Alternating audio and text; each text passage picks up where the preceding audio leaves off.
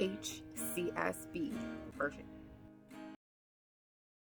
Ecclesiastes 1. The words of the teacher, son of David, king in Jerusalem. Absolute futility, says the teacher. Absolute futility. Everything is futile. What does a man gain for all his efforts that he labors at under the sun? A generation goes and a generation comes, but the earth remains forever. The sun rises and the sun sets. Panting, it returns to its place where it rises. Gusting to the south, turning to the north, turning goes the wind, and the wind returns in its cycles. All the streams flow to the sea, yet the sea is never full. The streams are flowing to the place, and they will flow there again.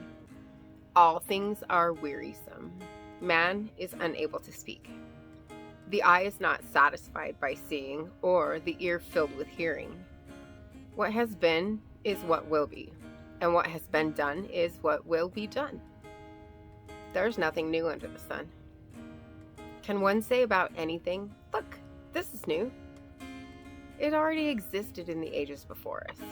There's no remembrance of those who came before, and of those who will come after, there will also be no remembrance by those who follow them.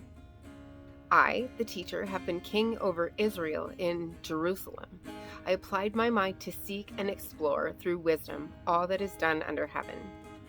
God has given people this miserable task to keep them occupied.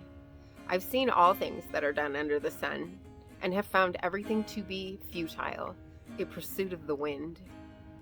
What is crooked cannot be straightened. What is lacking cannot be counted.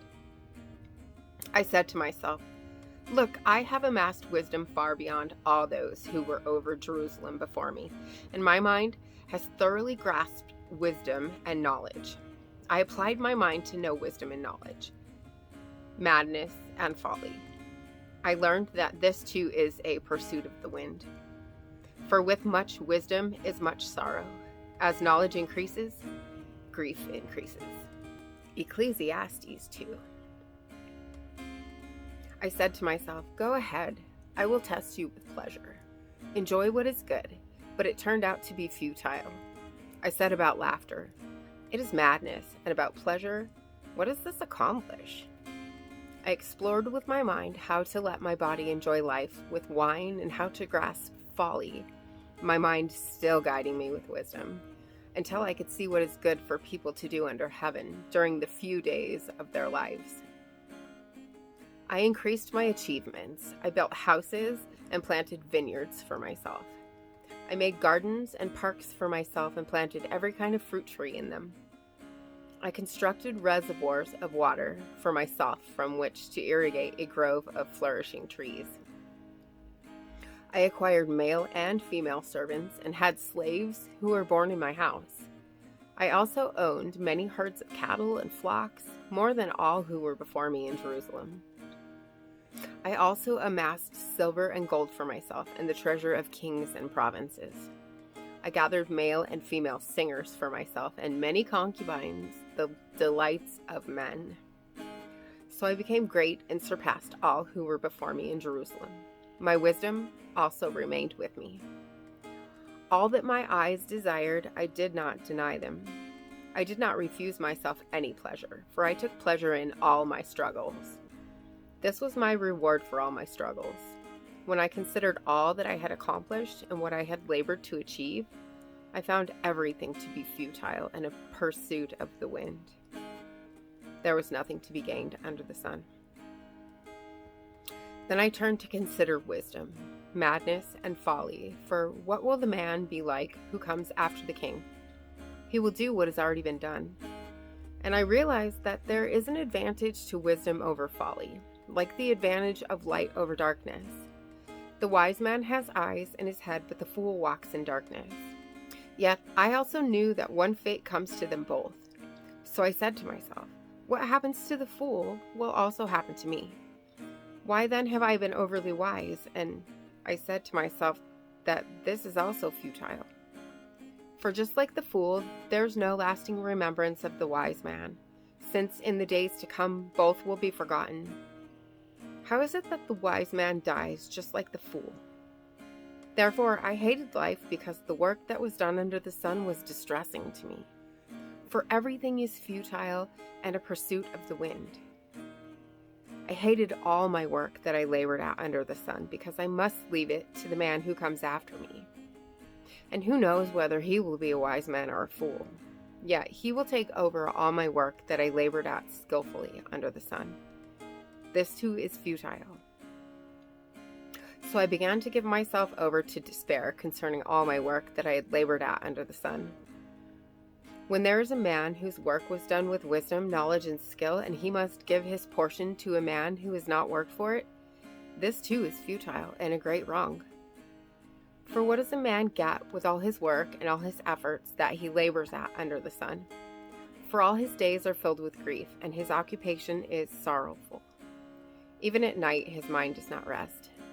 This too is futile. There's nothing better for man than to eat, drink, and enjoy his work. I have seen that even this is from God's hand, because who can eat and can enjoy life apart from him? For to the man who is pleasing in his sight, he gives wisdom, knowledge, and joy, but to the sinner he gives the task of gathering and accumulating in order to give to the one who is pleasing in God's sight. This too is futile and a pursuit of the wind. Ecclesiastes 3.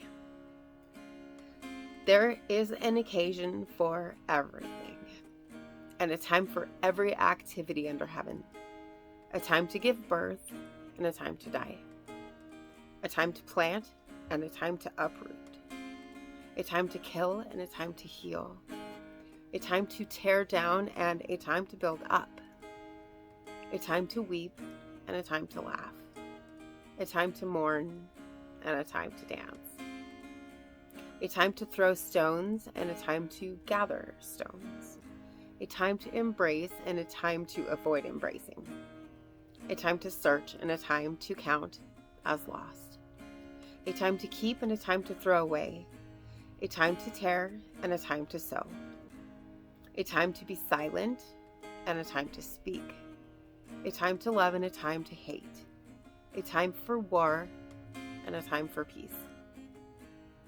What does the worker gain from his struggles? I've seen the task that God has given to people to keep them occupied. He has made everything appropriate in its time. He has also put eternity in their hearts. But man cannot discover the work God has done from the beginning to end. I know that there is nothing better for them than to rejoice and enjoy the good life. It is also the gift of God whenever anyone eats, drinks, and enjoys all his efforts. I know that all God does will last forever. There is no adding to it or taking away from it.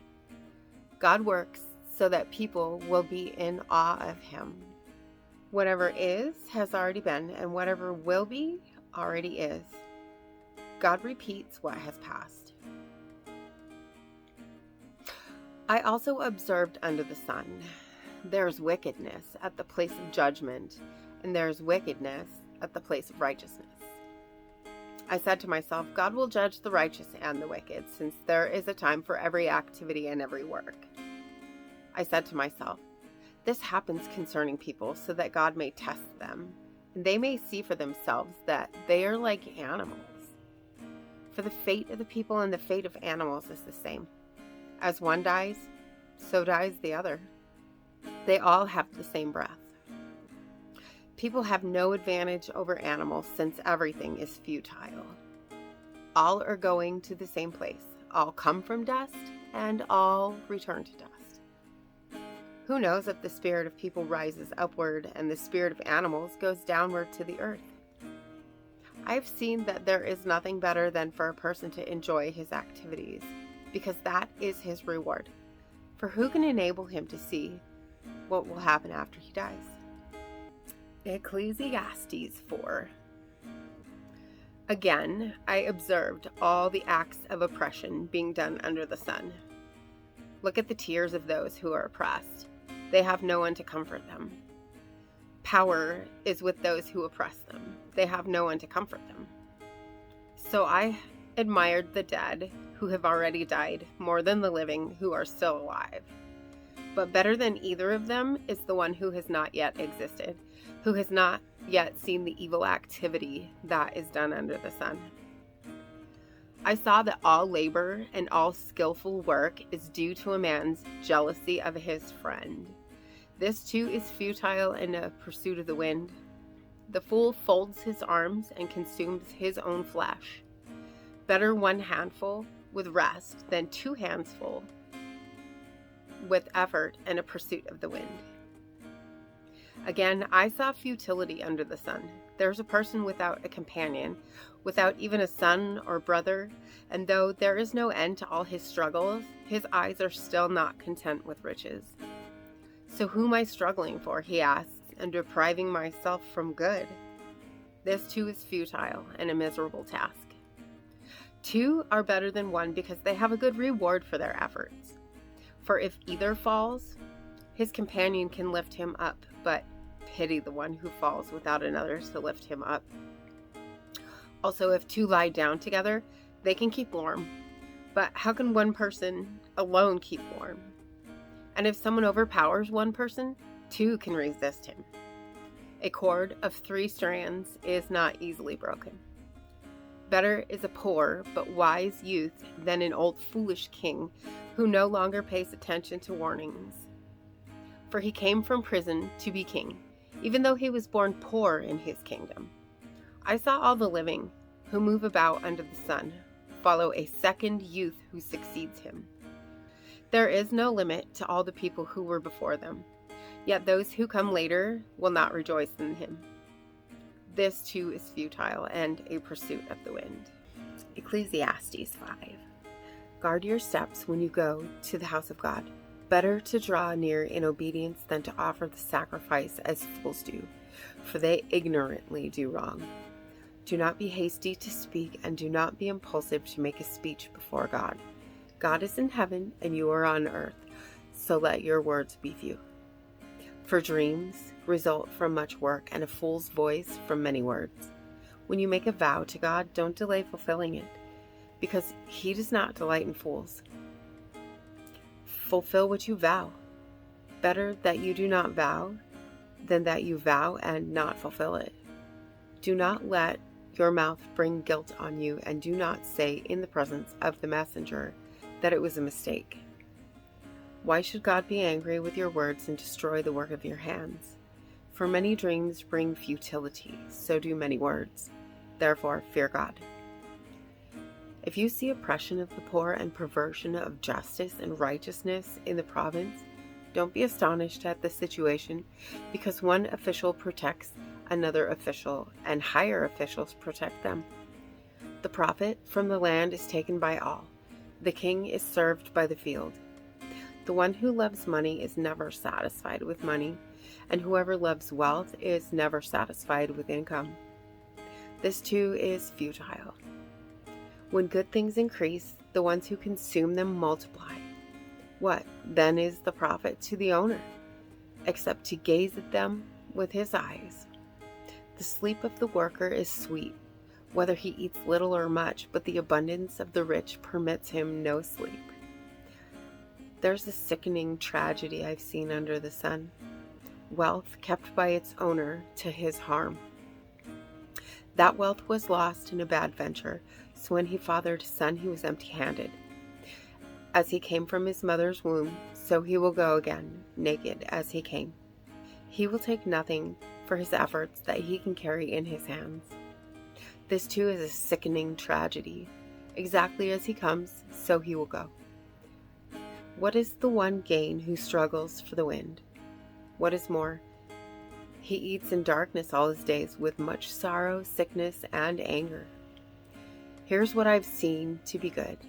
It is appropriate to eat, drink, and experience good in all the labor one does under the sun during the few days of his life God has given him, because that is his reward. God has also given riches and wealth to every man, and he has allowed him to enjoy them. Take his reward and rejoice in his labor. This is a gift of God, for he does not often consider the days of his life, because God keeps him occupied with the joy of his heart. Ecclesiastes 6. Here is a tragedy I have observed under the sun, and it weighs heavily on humanity. God gives a man riches, wealth, and honor so that he lacks nothing of all he desires for himself. But God does not allow him to enjoy them. Instead, a stranger will enjoy them. This is futile and a sickening tragedy. A man may father 100 children and live many years. No matter how long he lives, if he's not satisfied by good things and does not even have a proper burial, I say that a stillborn child is better off than he. For he comes in futility, and he goes in darkness, and his name is shrouded in darkness. Though a stillborn child does not see the sun and is not conscious, it has more rest than he. And if he lives 1,000 years twice but does not experience happiness, do not both go to the same place? All man's labor is for his stomach, yet the appetite is never satisfied. What advantage, then, does the wise man have over the fool? What advantage is there for the poor person who knows how to conduct himself before others? Better what the eyes see than wandering desire. This too is futile and a pursuit of the wind. Whatever exists was given its name long ago, and it is known what man is. But he is not able to contend with the one stronger than he. For when there are many words, they increase futility. What is the advantage for man? For who knows what is good for man in life, in the few days of his futile life that he spends like a shadow? Who can tell man what will happen after him under the sun? Ecclesiastes 7. A good name is better than fine perfume, in the day of one's death than the day of one's birth. It is better to go to a house of mourning than to go into a house of feasting, since that is the end of all mankind, and the living should take it to heart. Grief is better than laughter, for when a face is sad, a heart may be glad. The heart of the wise is in a house of mourning, but the heart of fools is in a house of pleasure. It is better to listen to rebuke from a wise person than to listen to the song of fools. For like the crackling of burning thorns under the pot, so is the laughter of a fool. This too is futile. Surely the practice of extortion turns a wise person into a fool, and a bribe destroys the mind. The end of a matter is better than its beginning. A patient spirit is better than a proud spirit. Don't let your spirit rush to be angry, for anger abides in the hearts of fools. Don't say, "Why were the former days better than these?" since it is not wise of you to ask this. Wisdom is as good as an inheritance and an advantage to those who see the sun, because wisdom is protection as money is protection. And the advantage of knowledge is that wisdom preserves the life of its owner. Consider the work of God, for who can straighten out what he has made crooked? In the day of prosperity, be joyful, but in the day of adversity, consider. God has made the one as well as the other, so that man cannot discover anything that will come after him. In my futile life, I have seen everything. There's righteous man who perishes in spite of his righteousness, and there is a wicked man who lives long in spite of his evil. Don't be excessively righteous and don't be overly wise. Why should you destroy yourself? Don't be excessively wicked and don't be foolish. Why should you die before your time? It is good that you grasp the one and do not let the other slip from your hand, for the one who fears God will end up with both of them. Wisdom makes the wise man stronger than 10 rulers of a city. There is certainly no righteous man on earth who does good and never sins. Don't pay attention to everything people say, or you may hear your servant cursing you. For you know that many times you yourself have cursed others. I have tested all this by wisdom. I resolved, I will be wise, but it was beyond me. What exists is beyond reach and very deep. Who can discover it? I turned my thoughts to know, explore, and seek wisdom, and an explanation for things, and to know that wickedness is stupidity and folly is madness. And I find more bitter than death the woman who is a trap, her heart a net, and her hands chains. The one who pleases God will escape her, but the sinner will be captured by her. Look, says the teacher, I have discovered this by adding one thing to another to find out the explanation, which my soul continually searches for, but does not find.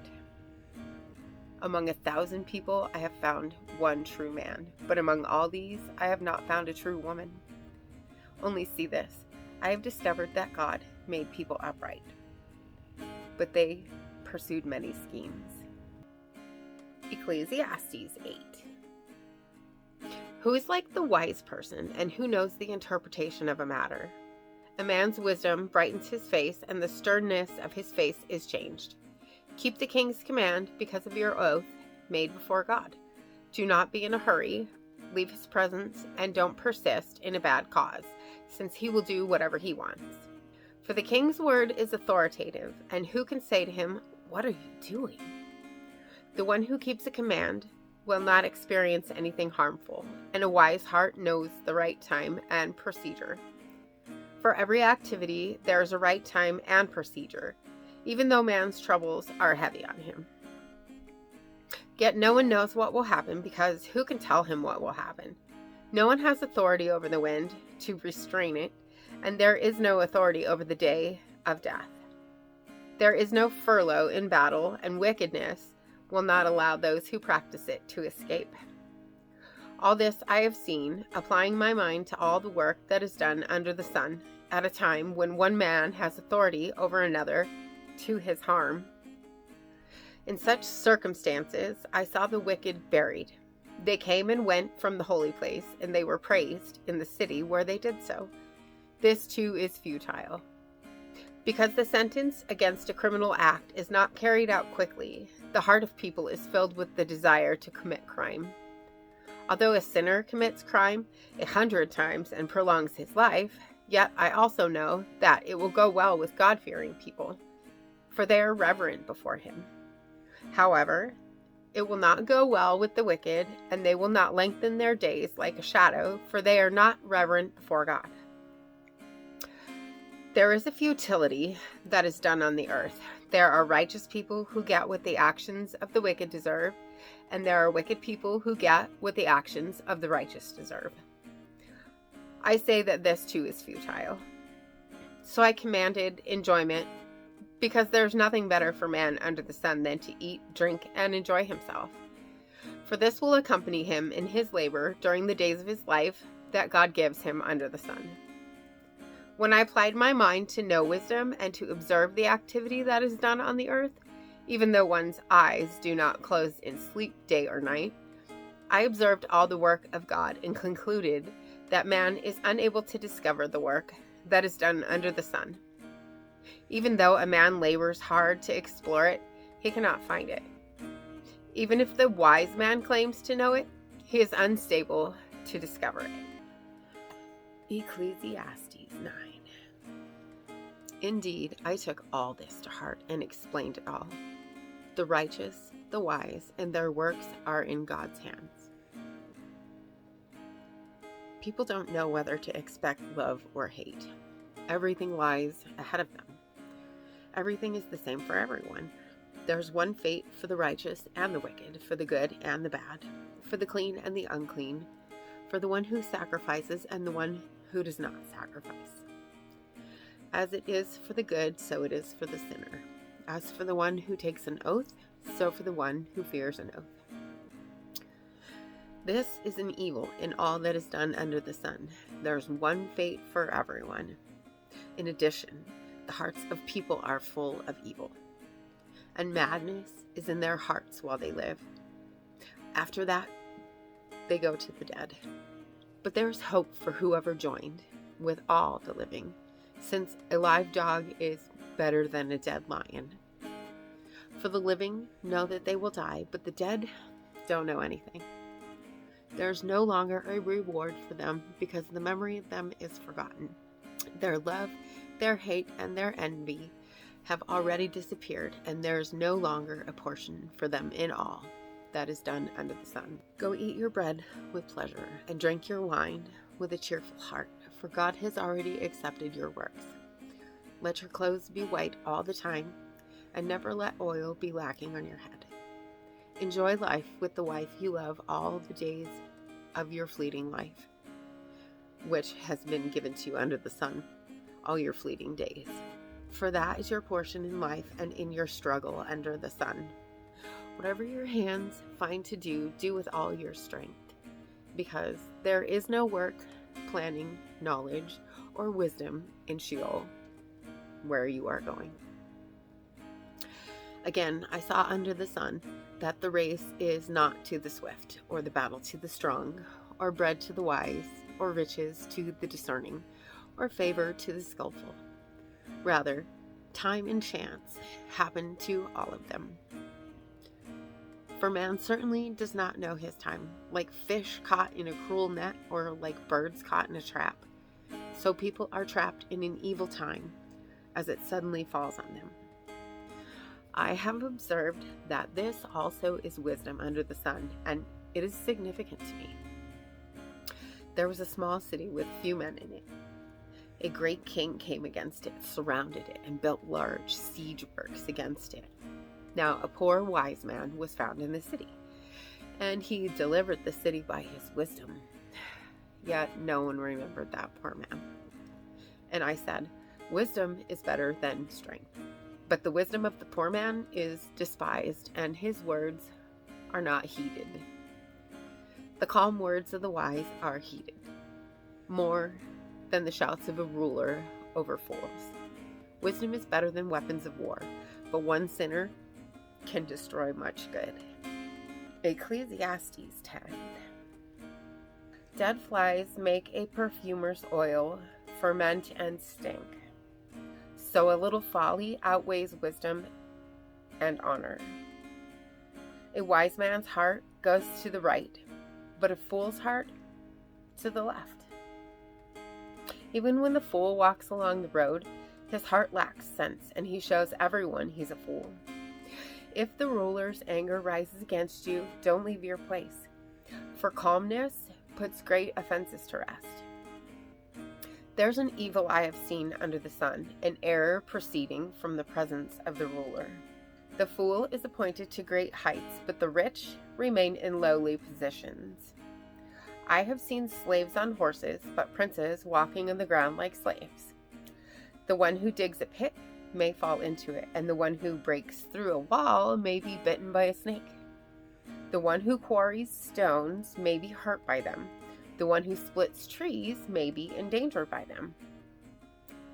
If the axe is dull and one does not sharpen its edge, then one must exert more strength. However, the advantage of wisdom is that it brings success. If the snake bites before it is charmed, then there is no advantage for the charmer. The words from the mouth of a wise man are gracious, but the lips of a fool consume him. The beginning of the words of his mouth is folly, but the end of his speaking is evil madness. Yet the fool multiplies words. No one knows what will happen, and who can tell what will happen after him? The struggles of fools weary them, for they don't know how to go to the city. Woe to you, land, when your king is a youth, and your princes feast in the morning. Blessed are you, land, when your king is a son of nobles, and your princes feast at the proper time, for strength and not for drunkenness. Because of laziness, the roof caves in, and because of negligent hands, the house leaks. A feast is prepared for laughter, and wine makes life happy, and money is the answer for everything. Do not curse the king even in your thoughts, and do not curse a rich person even in your bedroom. For a bird of the sky may carry the message, and a winged creature may report the matter. Ecclesiastes 11. Send your bread on the surface of the waters, for after many days you may find it. Give a portion to 7 or even to 8, for you don't know what disaster may happen on earth. If the clouds are full, they will pour out rain on the earth. Whether a tree falls to the south or the north, the place where the tree falls, there it will lie. One who watches the wind will not sow, and the one who looks at the clouds will not reap. Just as you don't know the path of the wind, or how bones develop in the womb of a pregnant woman, so you don't know the work of God who makes everything. In the morning sow your seed, and at evening do not let your hand rest, because you don't know which will succeed, whether one or the other, or if both of them will be equally good. Light is sweet, and it is pleasing for the eyes to see the sun. Indeed, if a man lives many years, let him rejoice in them all. And let him remember the days of darkness, since they will be many. All that comes is futile. Rejoice, young man, while you are young, and let your heart be glad in the days of your youth, and walk in the ways of your heart and in the sight of your eyes. But know that for all of these things, God will bring you to judgment. Remove sorrow from your heart and put away pain from your flesh, because youth and the prime of life are fleeting. And Ecclesiastes 12. So remember your Creator in the days of your youth, before the days of adversity come and the years approach when you will say, I have no delight in them. Before the sun and the light are darkened, and the moon and the stars and the clouds return after the rain, on the day when the guardians of the house tremble, and the strong men stoop, the women who grind cease because they are few, and the ones who watch through the windows see dimly. The doors at the street are shut, while the sound of the mill fades. When one rises at the sound of a bird, and all the daughters of song grow faint. Also, they are afraid of heights and dangers on the road. The almond tree blossoms, the grasshopper loses its spring, and the caperberry has no effect. For man is headed to his eternal home, and mourners will walk around in the street. Before the silver cord is snapped, and the gold bowl is broken, and the jar is shattered at the spring, and the wheel is broken into the well, and the dust returns to the earth as it once was, and the spirit returns to God who gave it. Absolute futility, says the teacher. Everything is futile. In addition to the teacher being a wise man, he constantly taught the people knowledge. He weighed, explored, and arranged many proverbs. The teacher sought to find delightful sayings and write words of truth accurately. The sayings of the wise are like goads, and those from masters of collections are like firmly embedded nails. The sayings are given by one shepherd. But beyond these, my son, be warned. There is no end to the making of many books, and much study wearies the body. When all has been heard, the conclusion of the matter is, fear God and keep his commandments. Because this is for all humanity. For God will bring every act to judgment, including every hidden thing, whether good or evil.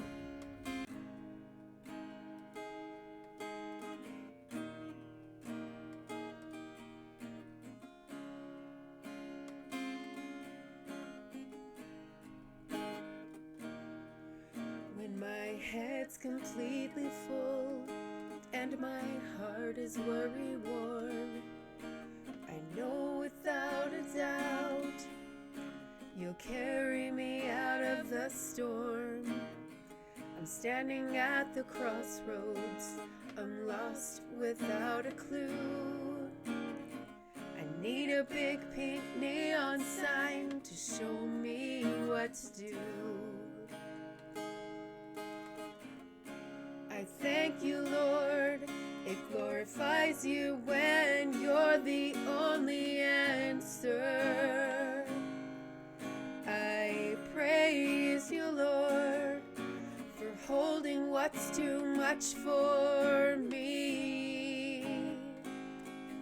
And I'm amazed by you, Lord, because nothing's too big and nothing's too small to lay at your feet.